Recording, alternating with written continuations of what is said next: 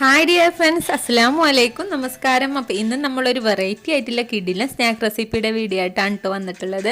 അപ്പോൾ എല്ലാവരും വീഡിയോ ഫുള്ളായിട്ട് വാച്ച് ചെയ്ത് എന്തായാലും ട്രൈ ചെയ്ത് നോക്കിയിട്ട് നിങ്ങൾ എന്തായാലും കമൻറ്റ് ആഡ് ചെയ്യുക. ഒരു വെറൈറ്റി സ്നാക്കാണ്. നമ്മൾ പഴംപൊരിൻ്റെയും ഷവർമയുടെയും പപ്സിൻ്റെയും ഒക്കെ ടേസ്റ്റിൽ ഈ 3 സ്നാക്കും ഒറ്റ സ്നാക്കായിട്ട് ഉണ്ടാക്കുക എങ്ങനെയാണെന്നാണ് ഇന്ന് നമ്മൾ കാണാൻ പോകുന്നത്. അപ്പോൾ എല്ലാവരും വീഡിയോ ഫുള്ളായിട്ട് വാച്ച് ചെയ്യുക. നിങ്ങൾക്ക് ഇഷ്ടമായി ലൈക്ക് ചെയ്യാനും ഷെയർ ചെയ്യാനും ചാനൽ സബ്സ്ക്രൈബ് ചെയ്തിട്ടില്ലെങ്കിൽ സബ്സ്ക്രൈബ് ചെയ്യാനും മറക്കാതിരിക്കുക. അപ്പോൾ നമുക്ക് എങ്ങനെയാണ് ഉണ്ടാക്കാൻ നോക്കാം. എന്തൊക്കെ സ്നാക്കിന് നമ്മുടെ വീട്ടിലുള്ള ഇൻഗ്രീഡിയൻസ് മാത്രം വെച്ചിട്ടാണ് നമ്മൾ ഉണ്ടാക്കാൻ പോകുന്നത്. അപ്പോൾ വീഡിയോ കണ്ടു നോക്കാം.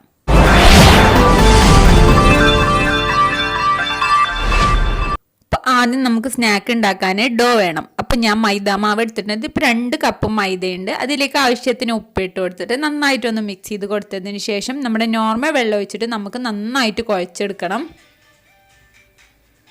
അപ്പോൾ കുഴച്ചെടുത്തിട്ട് നല്ല സോഫ്റ്റ് ആയൊരു ഡോ ആക്കി എടുക്കണം. നമുക്ക് കൗണ്ടർ ടോപ്പിലൊക്കെ ഇട്ടിട്ട് നന്നായിട്ട് തന്നെ കുഴച്ചെടുക്കാം. നന്നായിട്ട് കുഴച്ചെടുത്തതിന് ശേഷം നമുക്ക് കുറച്ച് സൺഫ്ലവർ ഓയിൽ ഇതിൻ്റെ മേലെ തൂവി കൊടുത്തിട്ട് ഒരു അരമണിക്കൂറോളം നമുക്ക് ഇതൊന്ന് റെസ്റ്റ് ചെയ്യാൻ മാറ്റി വെക്കാം. ആ ടൈം കൊണ്ട് നമുക്ക് ഇതിലേക്കുള്ള ഷവർമയുടെ ഫില്ലിങ്സും പപ്സിനുള്ള ഫില്ലിങ്സും ഒക്കെ റെഡിയാക്കി എടുക്കണം. അപ്പോൾ ഇതങ്ങ് മാറ്റി വെക്കാം. ഇനി ഞാനൊരു പാൻ വെച്ചിട്ടുണ്ട്. പാനിലേക്ക് ഞാൻ ചെറുതായി അരിഞ്ഞ വലിയ ഉള്ളി, നീളത്തിൽ തന്നെ കട്ട് ചെയ്ത കനം കുറഞ്ഞ് കട്ട് ചെയ്ത വലിയ ഉള്ളി ഇട്ട് കൊടുക്കുകയാണ്. ഇതിലേക്ക് ആവശ്യത്തിന് ഓയിൽ ഒഴിച്ച് കൊടുക്കാം. ആവശ്യത്തിന് ഉപ്പും കൂടി ഇട്ട് കൊടുത്തിട്ട് ലോ ഫ്ലെയിമിൽ ഇട്ടിട്ട് നല്ല സോഫ്റ്റ് ആയിട്ട് വഴറ്റിയെടുക്കാം. ഇനി ഇതിലേക്ക് നമുക്ക് പഴം പുഴുങ്ങിയതാണ് വേണ്ടത്. അപ്പം ഞാനൊരു 4-5 എണ്ണം നമുക്ക് എത്ര ഉണ്ടാക്കണം അതിനനുസരിച്ച് എടുക്കാം. അത് മിക്സിയിൽ ഇട്ട് കൊടുക്കുന്നുണ്ട്. അല്ലെങ്കിൽ കൈവച്ച് ഉടച്ചു കൊടുത്താൽ മതി. ഇതിലേക്ക് ഒരു 1/2 സ്പൂൺ പഞ്ചസാരയും ചിരവിയ ഒരു 1/2 കപ്പ് തേങ്ങയും കൂടി ഇട്ട് കൊടുത്തിട്ട് നന്നായിട്ടൊന്ന് ക്രഷ് ചെയ്തെടുക്കാം. കൈവച്ച് ഉടച്ചു കൊടുത്താലും മതിയാവും കേട്ടോ. അപ്പോൾ അതങ്ങനെ റെഡി ആയിട്ടുണ്ട്. ഇതാണ് നമ്മുടെ പഴംപൊരിയുടെ മിക്സായിട്ട് നമ്മൾ യൂസ് ചെയ്യുന്നത്.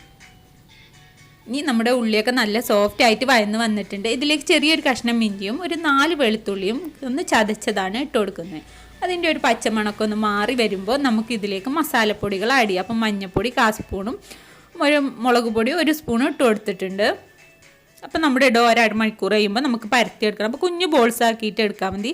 അല്പമൊക്കെ നമ്മുടെ ഇഷ്ടം പോലെ കേട്ടോ. ചെറുതാക്കിയാണ് അത്രയും നല്ലത്. പിന്നെ തിന്നായിട്ട് വേണം പരത്താനായിട്ട്. ഒട്ടും കനം പാടില്ല. നല്ല തിന്നായിട്ട് പരത്തിയെടുക്കാം.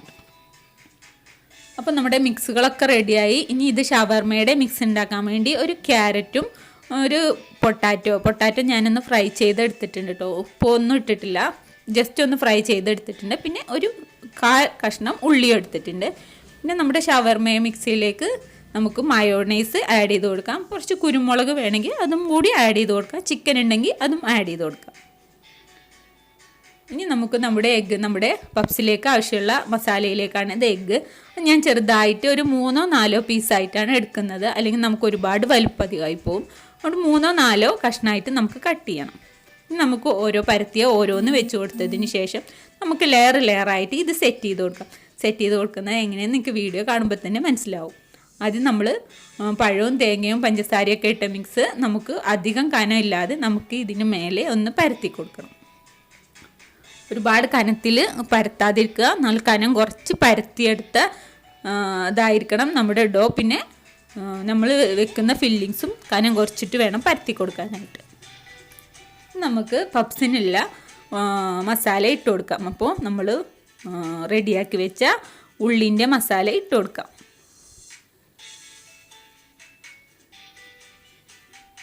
ആവശ്യത്തിന് മാത്രം മസാല ഇട്ട് കൊടുക്കുക മതി. നമ്മൾ ഒരുപാട് അധികം മസാലകളും ഒന്നും ഇട്ട് കൊടുക്കണ്ട. ഇനി ഇതിലേക്ക് നമുക്ക് എഗ്ഗ് വെച്ച് കൊടുക്കാം. ചെറുതായി കട്ട് ചെയ്താൽ അത്രയും നന്നായിരിക്കും. അപ്പം നമുക്ക് 2-3 പീസൊക്കെ ആക്കിയിട്ട് വെച്ച് കൊടുക്കാം.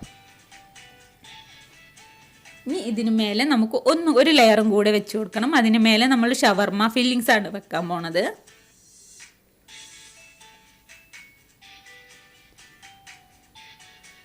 നമ്മൾ ചിക്കനൊക്കെ ഉണ്ടെങ്കിൽ ഒന്നും കൂടി ഒരു ടേസ്റ്റ് ഉണ്ടാവും കേട്ടോ.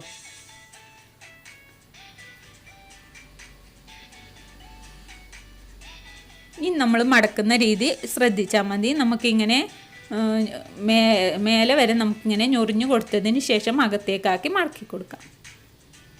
അപ്പോൾ നിങ്ങൾക്ക് വീഡിയോ കാണുമ്പോൾ തന്നെ മനസ്സിലാവും.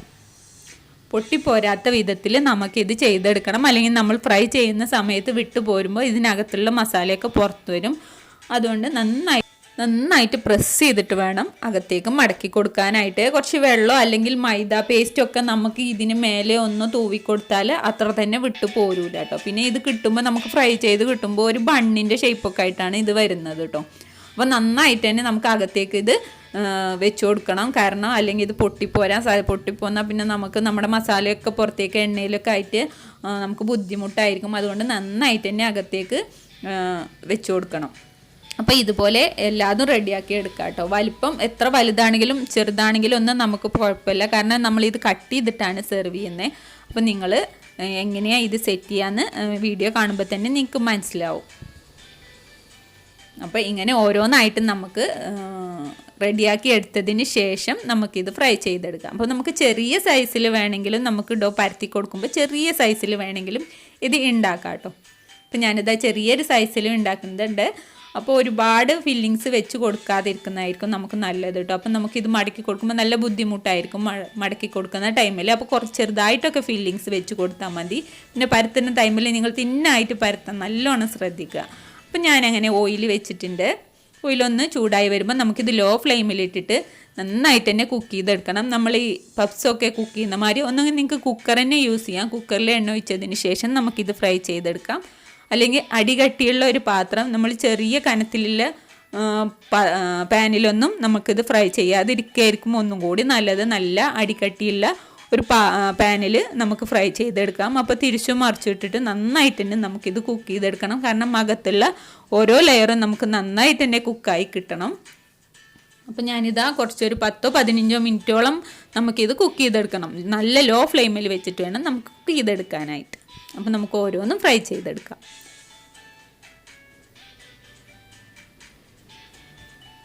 അപ്പോൾ ഇതാ ഞാനിതൊന്ന് കട്ട് ചെയ്ത് കാണിച്ചു തരാം കേട്ടോ.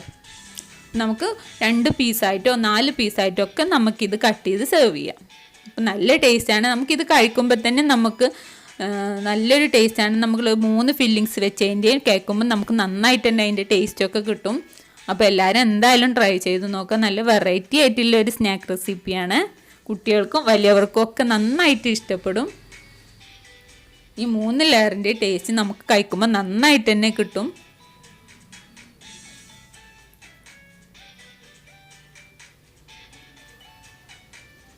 അപ്പോൾ നമ്മൾ ഓരോ ലെയറിലും നമ്മൾ പഴവും തേങ്ങയില്ല മിക്സും, ഒന്നിൽ നമ്മൾ പപ്സിൻ്റെ മിക്സും, ഒന്നിൽ നമ്മൾ ഷവർമയുടെ മിക്സുമാണ് ആഡ് ചെയ്ത് കൊടുത്തിട്ടുള്ളത്. അപ്പോൾ കഴിക്കുമ്പോൾ നമുക്ക് 3ൻ്റെയും ടേസ്റ്റ് കിട്ടും. നല്ല വെറൈറ്റി ആയിട്ടുള്ള ഒരു സ്നാക്ക് റെസിപ്പിയാണ്.